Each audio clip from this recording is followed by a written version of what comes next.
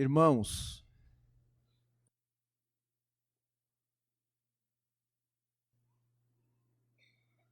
há muito tempo atrás, seria impossível Deus visitar o homem e não derramar sobre ele seu juízo e sua ira.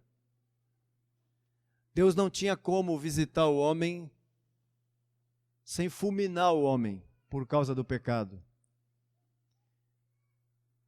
O que mudou, irmãos, essa realidade em nossas vidas, o fato de hoje você e eu podemos nos apresentar diante de Deus e não sermos fulminados. A mudança, irmãos, se dá por causa do sangue da cruz. Irmãos, não há nenhuma outra coisa que nos torne aceitáveis diante de Deus, senão o sangue da cruz. O fato de você e eu podermos comparecer diante de Deus e não sermos fulminados por Ele, é porque Ele firmou conosco uma aliança eterna, por meio do sangue da cruz. Assim como de quando em quando nós vemos o arco-íris sobre os céus, e ele é de fato uma aliança. Esses dias alguém me mandou uma foto dele, do arco-íris, e você vê a circunferência toda. É uma aliança de Deus, irmãos. Esse arco-íris é para que toda vez que nós olharmos para ele, nós nos lembrarmos que Deus fez uma aliança com o homem. Nunca mais destruir esse mundo por meio da água. Irmãos, assim como nós vemos esse arco, olhemos para o sangue de Jesus. Ele é a prova cabal, irmãos, que Deus não vai nos fulminar. Somente por causa do sangue da cruz. Por essa aliança que o Senhor firmou conosco. Amém? O Rogério vai lembrar, refrescar nossa memória acerca dessas verdades. Amém? Amém. Irmãos, eu queria pedir para que vocês abrissem 2 Coríntios, capítulo 3, para a gente ler junto.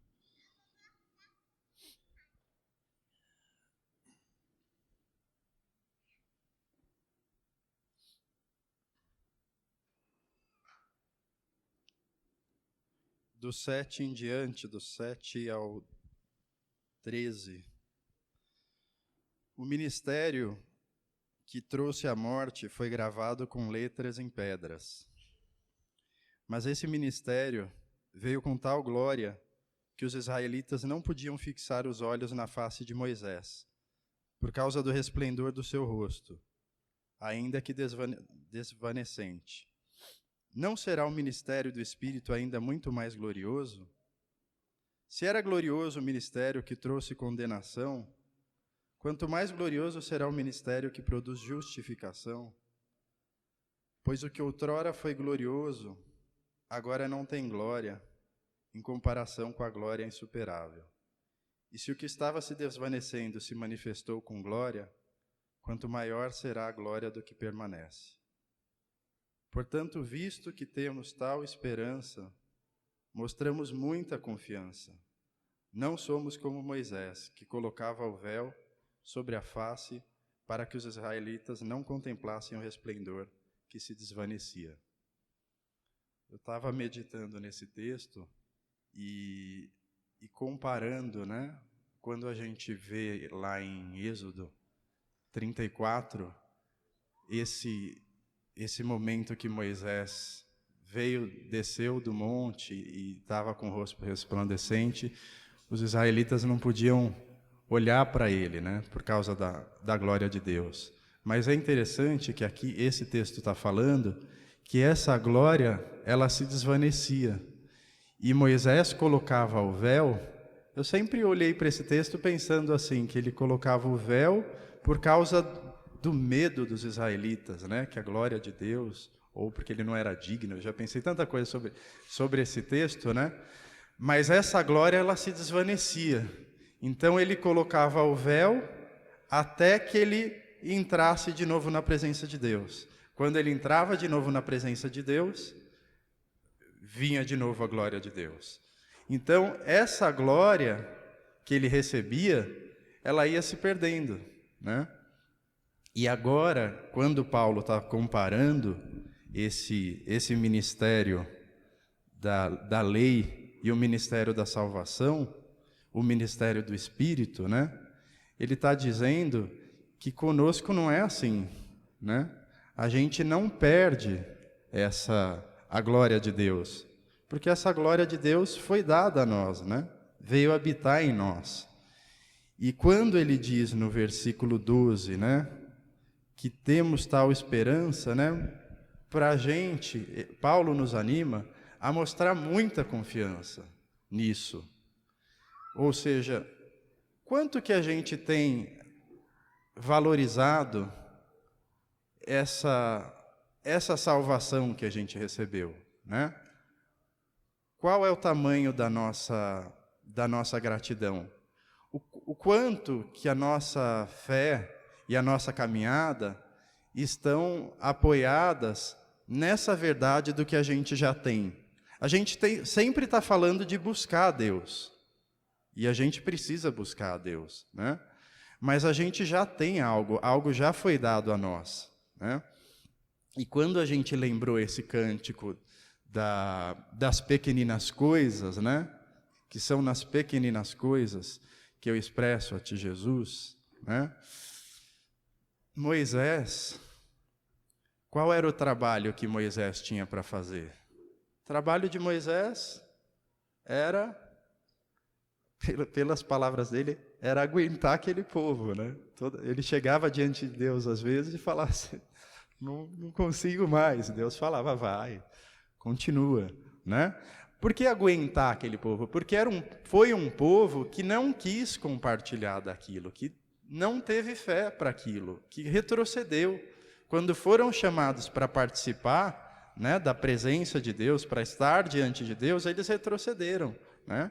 Mas Deus teve misericórdia desse povo e conduziu o povo através de Moisés, né? E Deus deu tanto detalhe para Moisés para ele construir um tabernáculo.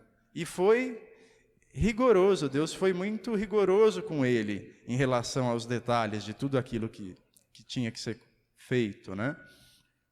E nós hoje aprendemos isso, né? Que assim como Deus mostrou lá no monte para Moisés o que ele precisava fazer, Deus mostrou para nós também que é o mesmo rigor em relação à pessoa de Jesus, a edificação da pessoa de Jesus em nós e em cada um de nós. Então, quando eu vejo que a gente precisa, já que a gente tem essa esperança, a gente precisa ter muita confiança, a gente precisa confiar muito nesse poder de Deus que foi dado a nós. Só que para que foi dado esse poder de Deus? Esse poder de Deus foi para a gente fazer o nosso tabernáculo, que somos nós, né? Que são aqueles que estão do nosso lado.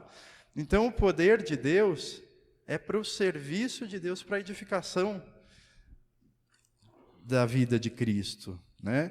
E lá no capítulo 10, versículo 5, diz assim, Paulo está dizendo assim, Paulo no 4, vou ler desde o 4, Paulo está falando, as armas com as quais lutamos não são humanas, ao contrário, são poderosas em Deus para destruir fortalezas.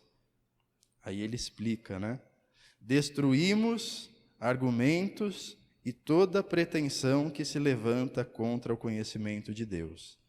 E levamos cativo todo pensamento para torná-lo obediente a Cristo. Quem consegue fazer isso? Que poder eu tenho de convencer meu irmão que está do meu lado, que encasquetou com algo que não é o conhecimento de Cristo? Que poder que eu tenho para fazer isso? O poder esse poder que foi dado a mim, esse poder que nós temos, né? Então, essa glória que temos hoje, que não se compara com tudo aquilo que foi visto em Moisés, é um tremendo poder que age na mente, que edifica, que traz o corpo de Cristo para olhar para Jesus, para ser edificado, para viver aquilo que Jesus falou. Então, nós temos muito. Ainda que isso não seja visível, nós temos muito. E para que esse muito? Para fazer aquilo que Jesus mandou, né? Então, esse ministério é o ministério que nos foi dado nessa nova aliança, no contexto dessa nova aliança, e isso está nas nossas mãos, né? Temos poder de Deus para fazer essa obra que é a edificação no dia a dia, um com o outro, e é isso que é muito grande, né? Que o Senhor nos abra os olhos para ver o valor de tudo, a riqueza disso, a riqueza de Cristo em nós, né? E no corpo dele. Amém?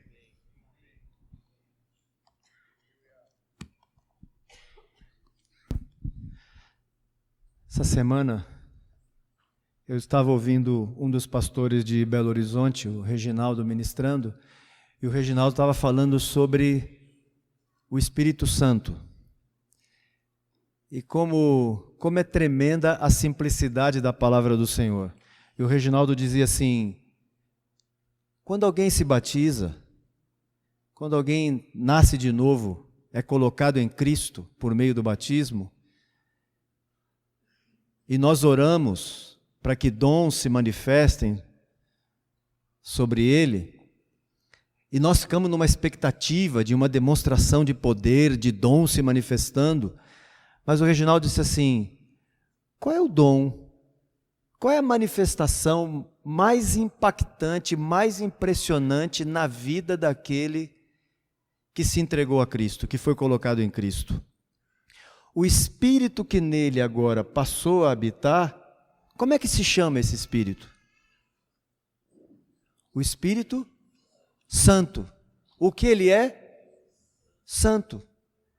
Você já parou para pensar assim, falando da obra da salvação, que nós valorizamos pouco a manifestação da vida de Cristo em nossos irmãos? E que nós esperamos que se manifestem línguas, interpretação de línguas, profecia, discernimento de espírito, um tanto de outros dons, mas damos pouca importância ao ver um irmão, uma irmã imitando a Cristo, manifestando a vida de Cristo. Irmãos, esse é, aspas, o dom mais importante que você e eu podemos manifestar. A manifestação do Espírito daquele que habita em mim. A característica mais forte da sua própria natureza, a santidade. Amém, amados? Essa é a obra da salvação, foi essa obra que o Senhor operou em nós. Que sejamos gratos ao Senhor por isso, por essa obra que Ele vem fazendo em nossas vidas enquanto estamos aqui. Amém? Amém.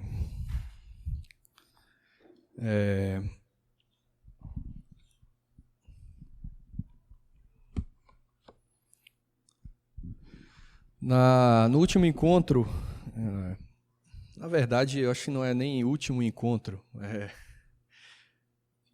faz pelo menos aí uns 6 meses ou mais que eu me lembre que o João tem compartilhado ou aqui ou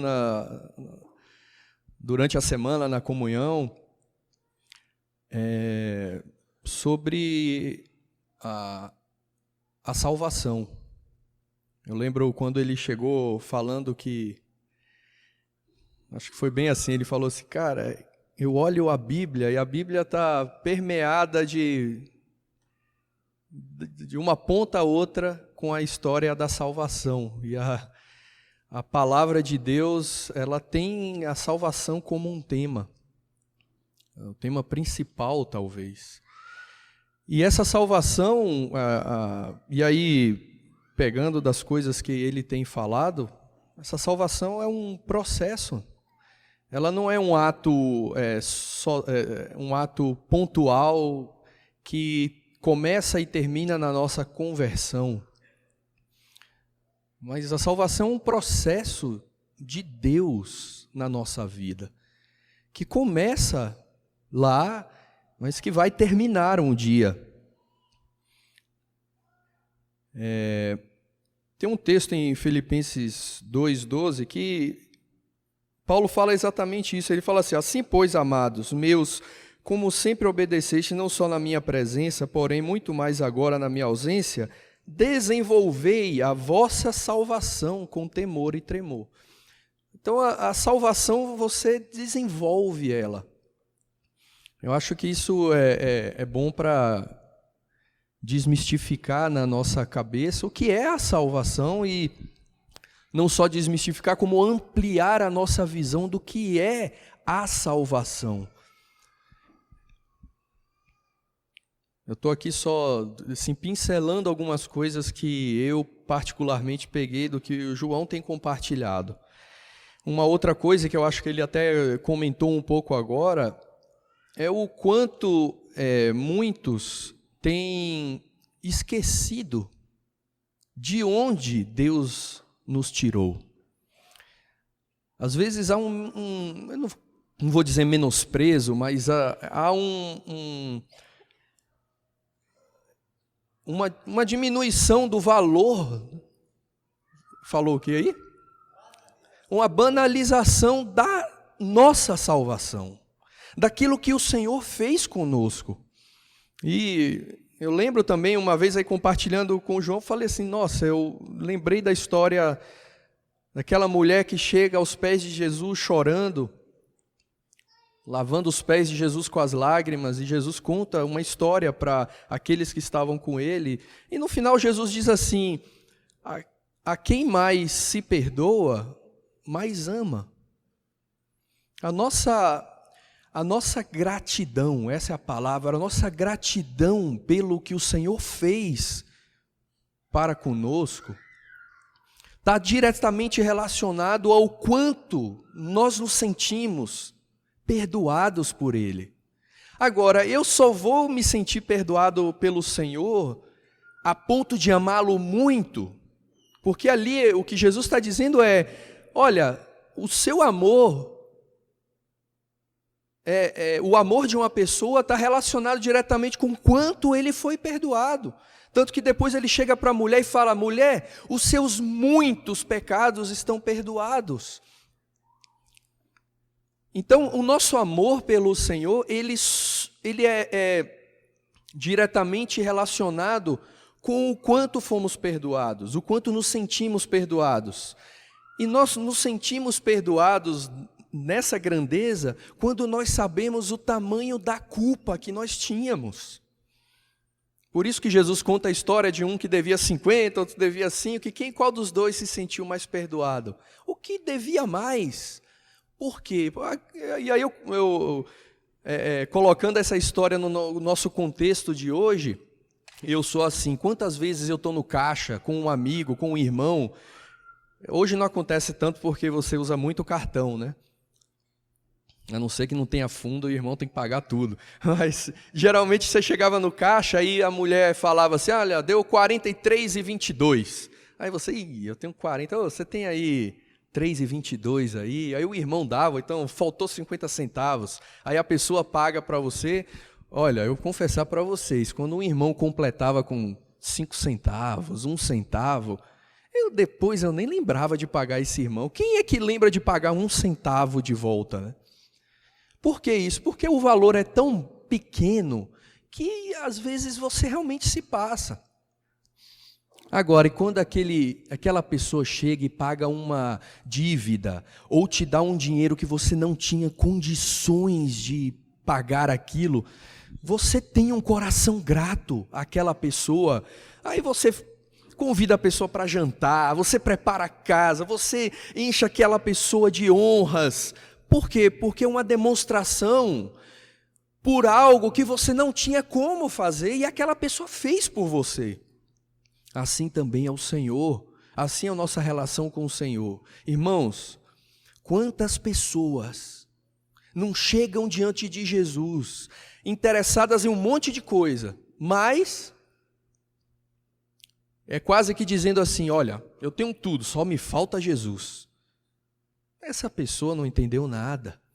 Essa pessoa vai entrar já olhando para fora, porque ela não sabe a dívida que ela tem, a culpa que ela tem diante de Deus. Aí quando eu olho para trás e vejo a salvação que Deus fez por mim, um miserável, inimigo de Deus, condenado a fogo eterno, que desprezava tudo que era de Deus, e que só chegou a amar a Deus porque Ele me amou primeiro. Eu tenho razões de sobra para olhar para o Senhor e ser eternamente grato, porque eu era perdido, cheio de orgulho, de engano, me achava, até eu descobrir que eu não era nada, e lá sendo nada Ele me amou. Por isso que é bom, e eu acho que é isso um pouco do que o João tentou compartilhar, parte. Quão grande é a salvação, o que Ele fez por nós. E enquanto o João falava isso no último encontro, eu me lembrava e me enchia de uma palavra que o Senhor me deu já há alguns anos, e eu compartilho de vez em quando com um e com o outro, mas parece que explodiu dentro de mim. Aí depois falei para o João: eu tenho que sentar com você, conversar e falar E eu nem precisei falar muito, eu compartilhei alguns textos, falei algumas coisas, e eu acho que na hora o Espírito casou e Ele entendeu exatamente o que eu estava querendo dizer, e Ele me animou a compartilhar com vocês. Uma coisa, irmãos, é o que eu estou falando e lembrando agora, é a gente olhar para trás. A gente olhar para a salvação, para o primeiro estágio, vamos dizer assim, da salvação, que é quando o Senhor nos resgata, nos limpa, nos dá uma nova roupa, o Senhor nos traz para a sua família. Mas a outra coisa é olhar para frente e olhar o que ainda não somos e que haveremos de ser. E também contemplar aquilo que nos aguarda com o mesmo coração, quando olhamos para de onde o Senhor nos tirou, e aquilo nos traz uma emoção, mas também olhar para frente e dizer: uau, que esperança! Vale a pena chegar lá. Não importa o meio, não importa, quando eu falo o meio, não é o caminho aqui, não importa como as coisas aconteçam, com sofrimento, com perseguição, vale a pena esperar, vale a pena percorrer esse caminho, vale a pena correr, vale a pena permanecer olhando para o alvo até alcançá-lo. E eu peço ao Senhor graça para que eu transmita aquilo que está no meu coração. Irmãos, Romanos 8, 14.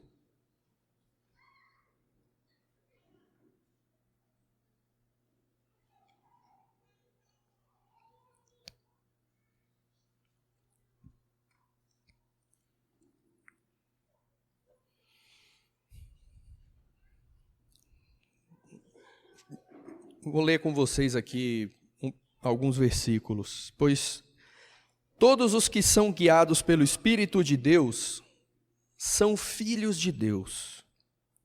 Porque não recebestes o espírito de escravidão para viverdes outra vez atemorizados, mas recebeste o espírito de adoção, baseados na qual clamamos: Abba, Pai. O próprio Espírito testifica com o nosso espírito que somos filhos de Deus. Ora, se somos filhos, também herdeiros. Herdeiros de Deus e co-herdeiros com Cristo. Se com Ele sofremos, também com Ele seremos glorificados. Vamos ver se aqui a gente entende o que o apóstolo está dizendo. Se com ele sofremos, também com ele seremos glorificados. Ele está falando de um processo aqui. Irmãos, esse sofremos aqui, eu tenho por mim, aí os irmãos me corrijam se eu estiver equivocado. Esse sofremos aqui é assim, ó. Quando eu me converti, o que aconteceu com Cristo na cruz, aconteceu comigo. Eu me uno com Cristo na cruz, o que aconteceu com Ele, acontece comigo. Eu morro com Cristo, eu sou colocado na cruz com Ele, morro com Ele no meu batismo, ressuscito com Cristo para uma nova vida e vou ser glorificado. Então esse sofrimento não é o meu sofrimento só do dia a dia, de sofrer pelo Evangelho, mas é a minha participação com Ele, eu fui unido a Ele. O que aconteceu com Cristo acontece comigo, e é um processo. Porque para mim tenho por certo que os sofrimentos do tempo presente não podem ser comparados com a glória a ser revelada em nós. A ardente expectativa da criação aguarda a revelação dos filhos de Deus. Pois a criação está sujeita à vaidade, não voluntariamente, mas por causa daquele que a sujeitou, na esperança de que a própria criação seja redimida do cativeiro da corrupção para a liberdade da glória dos filhos de Deus. Porque sabemos que toda a criação a um só tempo geme e suporta angústias até agora. E não somente ela, mas também nós, que temos as primícias do Espírito, igualmente gememos em nosso íntimo, aguardando a adoção de filhos, a redenção do nosso corpo. Alguns anos atrás, quando eu estava lendo esse versículo aqui, esses versículos, eu me deparei com esse final aqui que diz que gememos junto com a natureza, né? Aguardando a adoção de filhos. Aí eu, peraí. Alguma coisa aqui eu perdi aqui o fio da meada. Porque até então, meus irmãos, na minha cabeça, eu tinha por certo de que o Senhor tinha me adotado como filho. Inclusive, eu lembro um encontro, teve um irmão que estava assim com a igreja e falou assim, quem aqui foi adotado por Deus? E todo mundo levantou a mão, aleluia, tal. E foi nessa época que eu estava lendo isso, eu falei, mas eu não sou adotado por Deus, eu sou filho legítimo. Ele me regenerou. Eu morri e nasci de novo. Eu não fui só aceito como filho do coração. Eu morri e nasci. Jesus disse, quem não morrer e não nascer de novo não pode entrar, ver o reino. E quando eu vi esse versículo aqui, ele está falando que nós ainda hoje aguardamos a adoção de filhos. Aí me deu parafuso aqui, eu falei, peraí, adoção de filhos então é futuro? O que é isso aqui? E eu fui buscar entender o que é adoção, quando a palavra fala de adoção, o que significa. Irmãos, o meu coração se encheu porque é como que abre uma cortina e você entende algumas coisas e aquilo enche o seu coração e você fica vislumbrado com o propósito eterno de Deus, com aquilo que Ele planejou desde lá do princípio, antes de todas as coisas, o que Ele tinha em mente. Mas antes de a gente entrar nesse tema, tem 2 versículos que eu quero ler com vocês. Um é 1 Pedro 1,3, que fala assim, ó, bendito o Deus e Pai do nosso Senhor Jesus Cristo, que segundo a sua muita misericórdia, nos regenerou para uma nova esperança. Regenerar, refazer, recriou. Amém? E outra, João 3,3 diz assim: a isto respondeu Jesus, em verdade te digo, se alguém não nascer de novo, não pode ver o reino de Deus. Eu pergunto aqui, alguém aqui é adotado por Deus? Agora foi fácil, né? Eu devia ter perguntado antes. A galera está preparada. Mas, irmãos, eu quero explicar para vocês o que é esse conceito da adoção na palavra, para que a gente entenda um pouco, inclusive, esse processo, porque quando João estava falando de que a salvação é um processo, é um desenvolvimento, você trabalha na sua vida, até o dia que Jesus voltar, num processo de crescimento. A sua salvação é desenvolvida. E nisso consiste exatamente a adoção. No período antigo, romano, havia uma tradição que era assim, ó, o filho, quando nascia na família, ele era filho legítimo, ele era filho ali do pai e da mãe.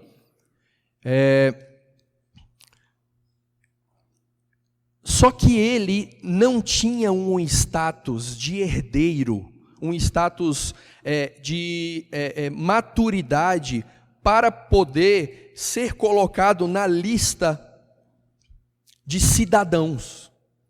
Então, quando ele era pequeno, ele nascia, o que o pai fazia?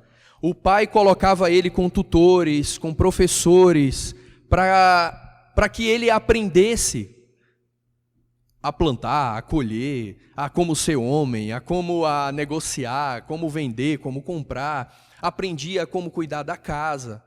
Até que um dia, o pai, isso era a decisão do pai, que ele tinha visto que tinha chegado o tempo, e ele tinha percebido no seu filho maturidade suficiente.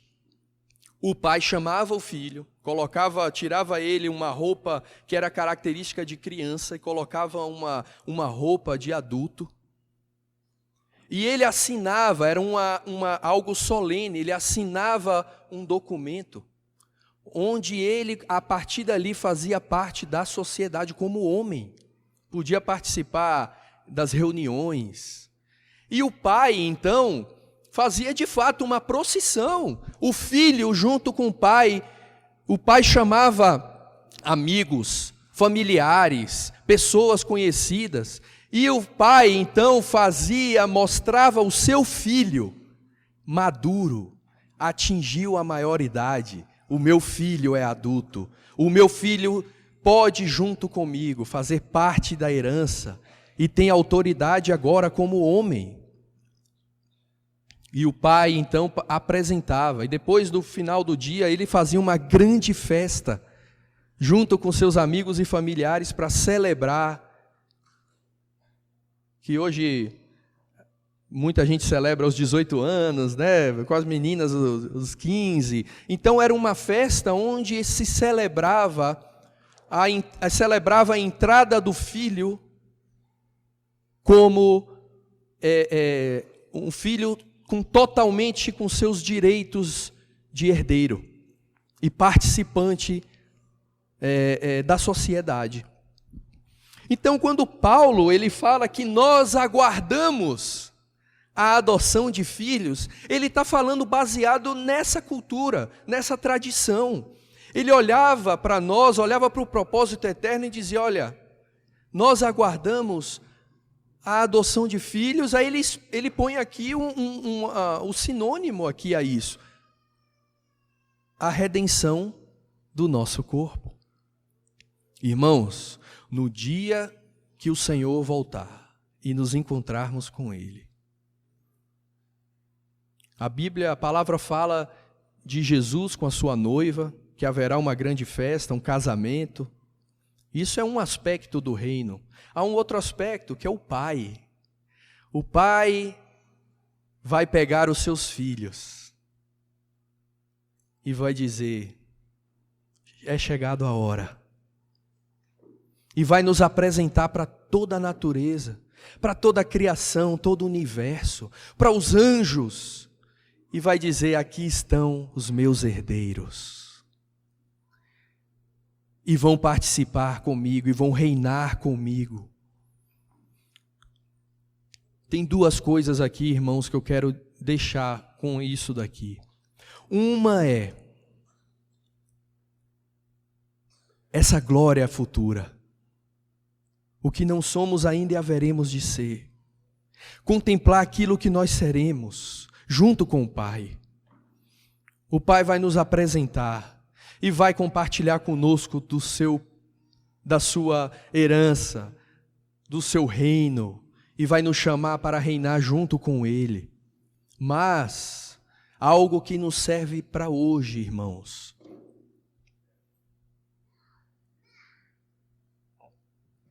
O texto de 1 João 3:2 diz assim, exatamente o que você está compartilhando. 1 João 3:2. Amados, agora somos filhos de Deus. Agora somos filhos de Deus. E ainda não é manifestado o que havemos de ser, mas sabemos que quando Ele se manifestar, seremos semelhantes a Ele, porque assim como Ele o é, o veremos. Amém. Amém. Mas a outra coisa também que eu quero, irmãos, falar, porque isso é importante para os nossos dias de hoje, agora, é a nossa filiação com Deus.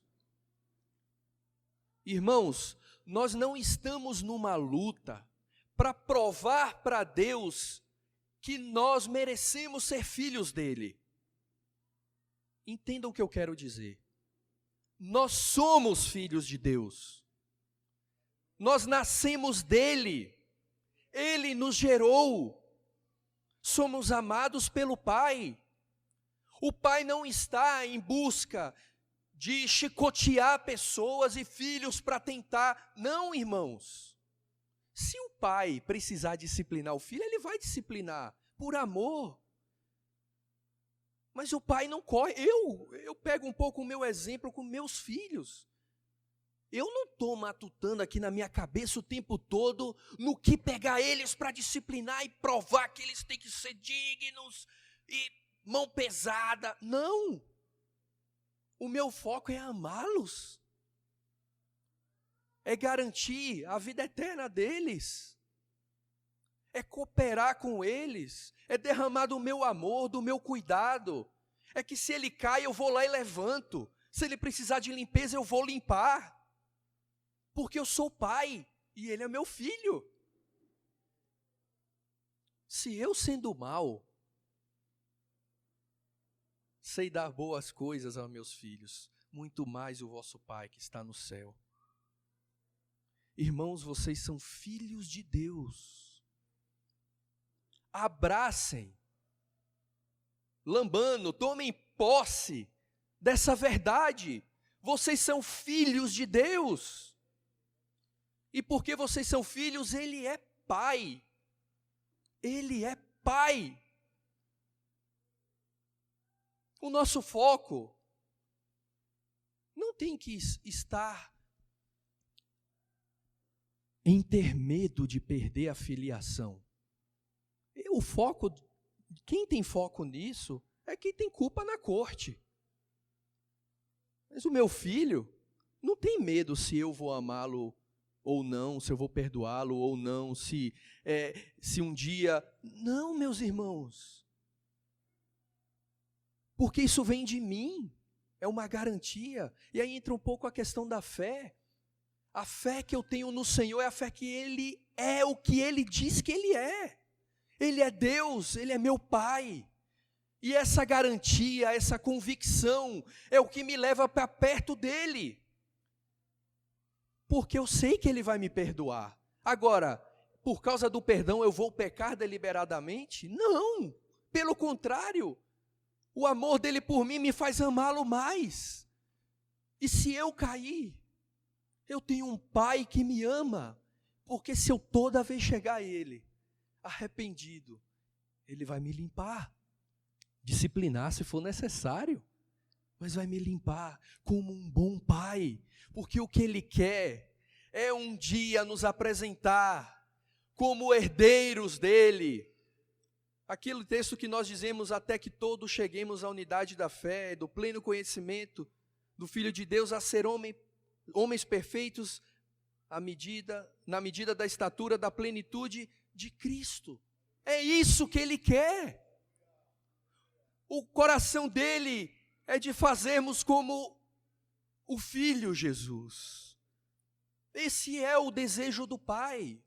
Irmãos, é isso que... por isso que eu estava dizendo, quando olhamos para trás, a gente vê a dor do parto que foi da gente ter nascido.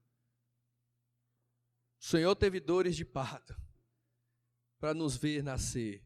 E que dores foram essas? Mas quando eu olho para frente, a gente estava lá em casa ontem comemorando o aniversário da Sarinha, e aí teve um momento lá que a gente estava falando de casamento, né? Estava lá o Bruno, a Érica, e teve uma hora que o Roberto, ele falou assim, o pessoal que estava lá, ele falou assim, olha gente, vocês não sabem a alegria que é de o pai, né, tá lá na frente, e ele falou até do noivo, de ver a sua noiva vindo, mas o que alegria é o pai poder apresentar a filha, e nesse caso eu vou falar de filha e filho, dizer assim, olha, estou colhendo o fruto do meu trabalho, colhendo o fruto do meu investimento, colhendo o fruto de anos de alegria, de choro, de tristeza, de júbilo, mas está aqui. Irmãos, quando aquele dia chegar, o pai vai se orgulhar, sabe o pai orgulhoso, vai dizer assim, eu fiz, está vendo esse resultado aqui? É o meu filho, os meus filhos. A imagem e semelhança, o que eu desejei lá atrás, o que lá desde a eternidade eu coloquei no coração, está aqui, os meus filhos. Nós vamos poder ouvir o que Jesus ouviu quando Jesus foi batizado. Aqui estão os meus filhos amados que me dão muita alegria. Irmãos, é para isso que nós temos que olhar. Esse mundo tenta tirar nossos olhos do Pai. Olhemos para o Pai. Olhemos para Ele. Ele é o nosso Pai. Nós somos filhos.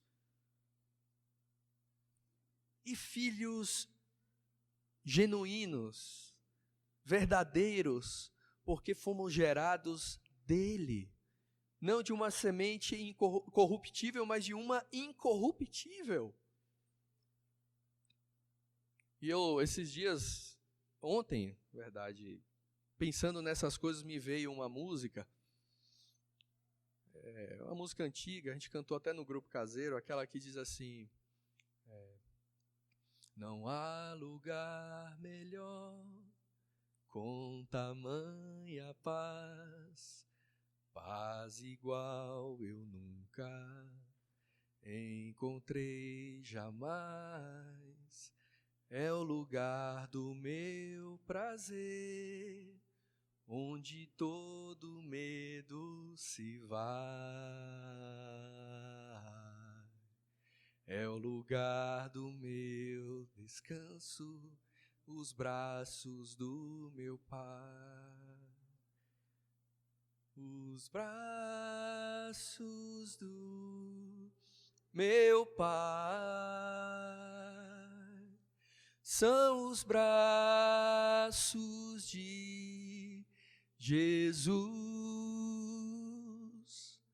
Quando foram estendidos, eu fui recebido lá na cruz, na cruz. Os braços do meu Pai,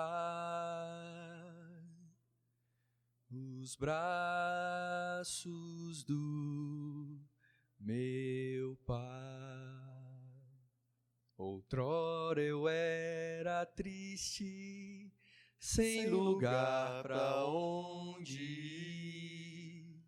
Mas o Pai, com seus braços de amor, restaurou-me o sorrir. Deu-me parte em sua herança, vestimenta, vinho e pão. Porque tinha um lugar para mim no seu coração.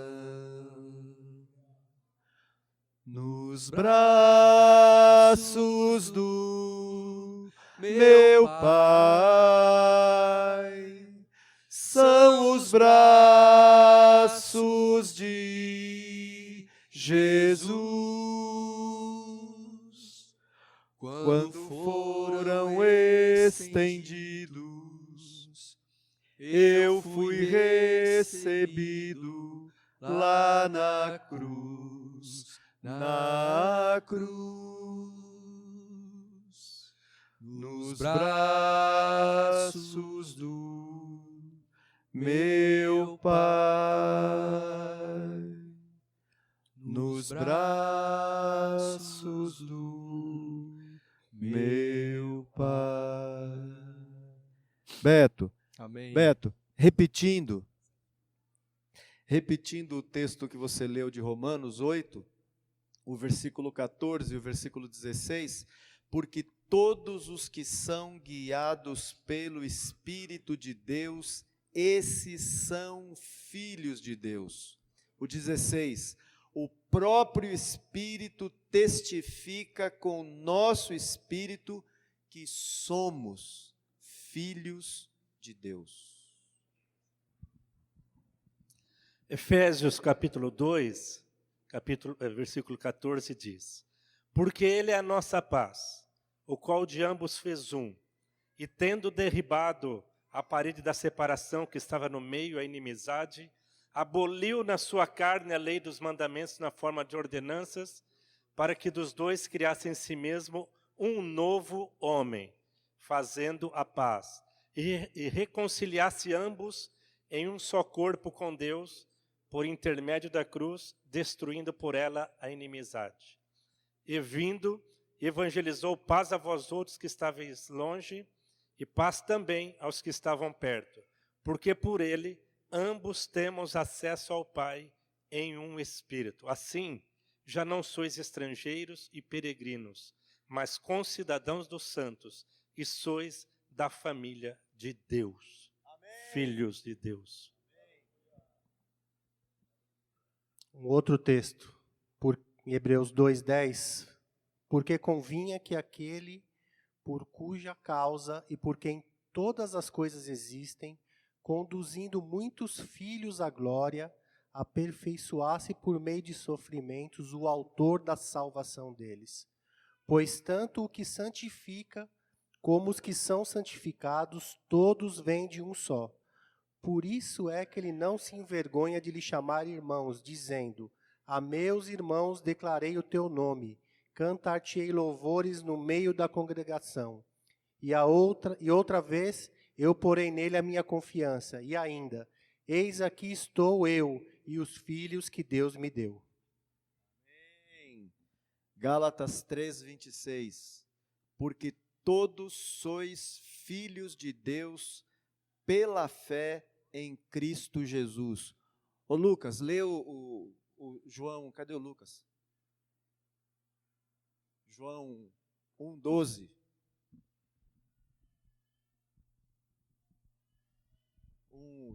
João 1:12 e 13. Mas a todos quantos receberam, deu-lhes o poder de serem feitos filhos de Deus, a saber, aos que creem no seu nome, os quais não nasceram do sangue, nem da vontade da carne, nem da vontade dos homens, mas de Deus. Amém. Alguma dúvida aí que você é filho de Deus? Amém? Porque se somos, o texto de Romanos 8 fala que nós recebemos a adoção de filhos. E no versículo 23 fala, ora, se nós recebemos a adoção de filhos, como é que no 23 diz que nós estamos aguardando a adoção de filhos? Estamos aguardando, essa adoção de filhos da qual estamos aguardando é aquele dia que assim como Eliel veremos, como João diz na primeira carta, no capítulo 3, amados, agora somos filhos de Deus, e ainda não se manifestou o que haveremos de ser. Sabemos que quando Ele se manifestar, seremos semelhantes a Ele, porque haveremos de vê-lo como Ele é. Amém? Meu irmão, nunca te esqueça que você é filho de Deus, e que foi por causa do sangue da cruz, você foi gerado novamente. 1 Pedro capítulo 1, acho que o versículo 21, 22, por ali. Você foi gerado novamente, não de semente corruptível, mas de incorruptível mediante a palavra de Deus. E não foi absolutamente por nada que você e eu tenhamos feito. Foi por causa do sangue daquela cruz. Amém? Para ficar selado como uma aliança em nossa vida. Somos filhos de Deus. Amém? Me permita ler com vocês o capítulo, falando da ceia do Senhor, que tem a ver exatamente com isso, de sermos filhos de Deus. E quando fala dessa aliança, nós lembramos agora há pouco do arco-íris que Deus estabeleceu e fez uma aliança com o homem que não destruiria mais o mundo com água. E assim, Jesus chama o sangue da cruz. Dá uma olhada lá em 1 Coríntios 11. Jesus chama. Olha como ele chama o sangue.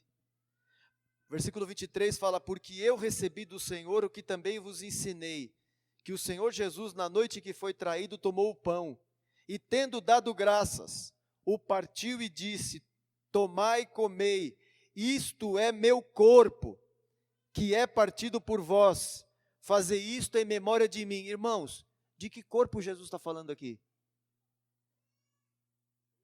O dele, claro, não é da igreja que ele está falando. Alguns confundem esse texto aqui, há muitos textos na Escritura que falam do corpo de Cristo como a igreja. Mas nesse texto, o corpo aqui é o corpo de Jesus que foi entregue na cruz. É disso que Paulo está falando. E tendo dado graças, versículo 24, de novo, o partiu e disse, tomai e comei, isto é meu corpo, que é partido por vós, fazei isto em memória de mim.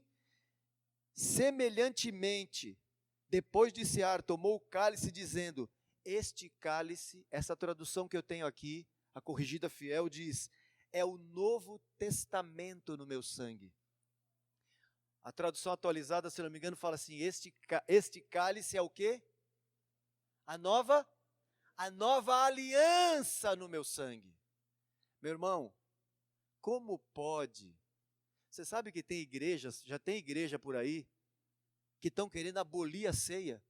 Pensa numa loucura. Pensa numa heresia. Irmãos, você sabe o que a ceia me lembra? Toda vez que nós partimos o pão, a ceia me lembra a minha filiação. A ceia me lembra que eu sou filho de Deus. E eu sou filho de Deus porque eu fui comprado pelo sangue de Jesus. O Senhor firmou uma aliança comigo por meio do sangue daquela cruz. E Jesus disse, façam isso todas as vezes que vocês comerem deste pão e beberem desse cálice. Ela é a nova aliança no meu sangue. Fazem isso todas as vezes em memória de mim, lembrando do que eu fiz em vocês, da aliança que eu estabeleci com vocês. O paralelo da ceia do Senhor é a Páscoa. Se você olha lá em Êxodo capítulo 12, você sabe como é que eles tinham que comer a Páscoa? É incrível isso. O texto fala que eles tinham que comer vestidos, com o sapato nos pés, com o cajado na mão, para quê? Pronto para sair. Todas as vezes que eles iam comer a Páscoa, eles comiam essa Páscoa assim, pronto para sair. Para lembrar do quê? Para lembrar de onde Deus os tinha tirado. Meu irmão, pensa bem, nós nos encontramos para celebrar a nossa filiação. Nós nos reunimos na casa como igreja, ou aqui em qualquer lugar, dois, ou onde estiver 2 ou 3. Nós nos reunimos para celebrar essa filiação, para celebrar que fomos colocados em Cristo, que Ele fez conosco uma aliança. O canto que acabamos de cantar, Jesus firmou comigo uma aliança, na qual eu vivo e posso descansar.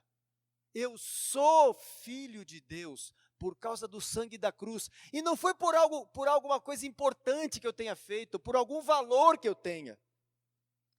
Tanto é verdade que nesse texto ele diz: porque todas as vezes que comerdes este pão e beberdes esse cálice, anunciais a morte do Senhor até que Ele venha. Você está anunciando o que Jesus fez. Assim como aqueles israelitas, quando eles comiam a Páscoa, eles tinham que estar pronto, vestido, como se fosse sair, para lembrar de onde da onde Deus os tinha tirado, porque um dia eles saíram do Egito. Quando nós comemos o pão e bebemos o cálice, nós nos lembramos que Deus nos tirou das trevas e nos trouxe para a luz, que o sangue foi derramado, que uma aliança foi feita, e é única e exclusivamente por causa deste sangue da aliança, que eu sou o que sou hoje. Eu sou filho de Deus, nós somos filhos de Deus, por causa desse sangue que foi derramado. E não é sem razão que ele diz, que Paulo diz assim: examine-se, pois, o homem a si mesmo, e assim coma deste pão, e beba deste cálice, porque o que come e bebe indignamente, come e bebe para a sua própria condenação, não discernindo o corpo do Senhor. Não é discernir a igreja aqui, irmãos. O corpo aqui que eu tenho que discernir não é a igreja. O corpo que eu tenho que discernir é o corpo que foi oferecido em meu lugar.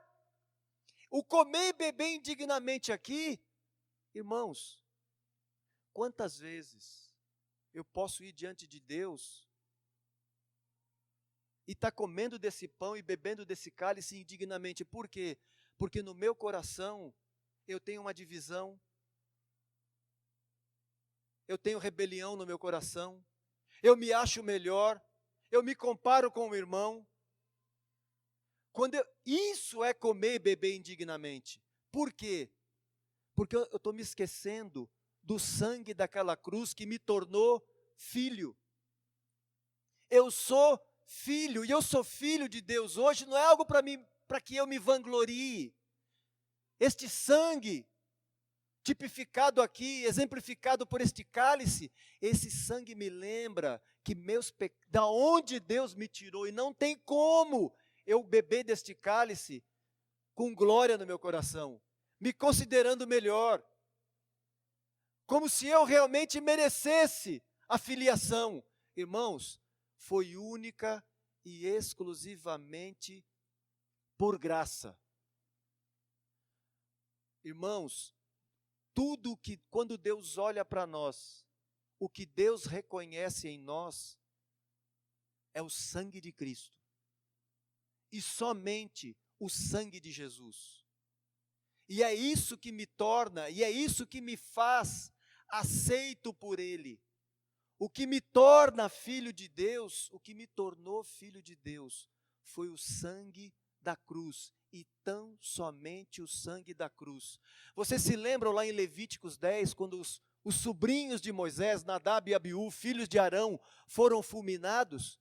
Qual foi o problema no sacrifício? Aqueles meninos, depois de verem o sacrifício ser oferecido, eles querem oferecer o sacrifício deles. Qual era o problema do sacrifício de Nadab e Abiú? O que faltou no sacrifício de Nadab e Abiú? Você se lembra o que faltou? O que faltou no sacrifício de Nadab e Abiú foi o sangue.